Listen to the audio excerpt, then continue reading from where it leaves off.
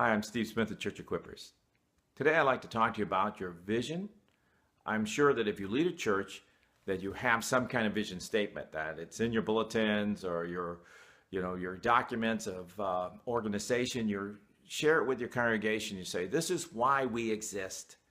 In fact, I'm working with a church right now who has this as their vision statement. We exist to make more and better disciples together. And although that's a great statement, I have to contest that that's not really a vision. In fact, most vision statements are really statements of theological purpose. This is why every church should exist. Every church should exist to make more and better disciples. Every church should want to glorify God.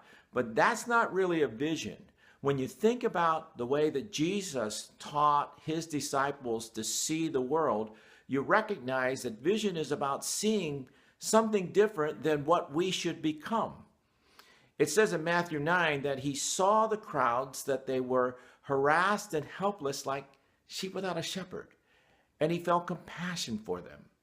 That word compassion that Matthew used to describe Jesus' response literally meant that he felt the twisting of the gut. He didn't just feel some kind of emotion towards them. It hurt him to see them in the condition they were in. And afterwards, he turns to his disciples and says, the fields are wide unto harvest. Look out there. These are the people that we need to be seeing. So pray that the Lord would send out reapers into the field. That was a challenge for his disciples. This is what you're supposed to be doing. You're supposed to go out and see the people and reap a harvest.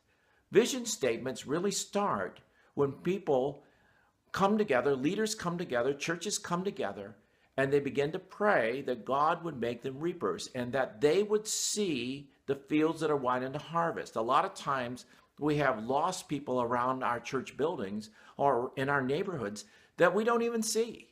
We come together and we might pray for the lost, but we don't know any of them by name.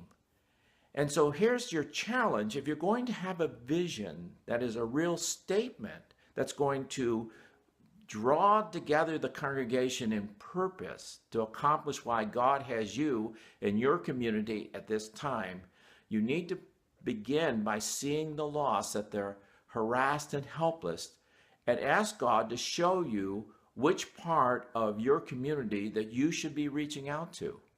Because you may be missing the very harvest that God has got you there for. You may be seeing each other. You may be seeing a preferred future. You may want to theologically be the right kind of church, but you don't have anybody that you're truly sowing the gospel to. I worked with a church that had a apartment building just next door, right against their property. And yet not a single person in that apartment ever came to their church. But they began to pray and seek the Lord, and they began to pray for that building. And they began to see that this building was full of single mothers with children who didn't know the gospel. And they began to strategize, how can we bring the gospel to this apartment building? And they began to sow the gospel to those people.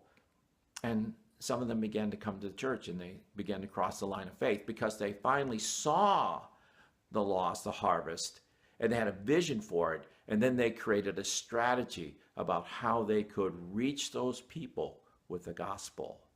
This is the challenge. Maybe you don't know how to do this, and I suggest that if you don't know what your neighborhood is like around the church building, around the people that attend church, that you begin to have conversations with people who are lost and not going to church. And by that I mean, go out there and talk to them. 5 minutes talk. Ask them who they are, what their needs are, what they think the community needs are. And as you talk to people around them, you're going to begin to get a picture of who they are and what they need. And that will guide your prayer as you begin to think, Lord, how can we sow the gospel to these people? If you consider this the way to get vision, it will change your people's view of why they're there at this time. I hope that this will help you.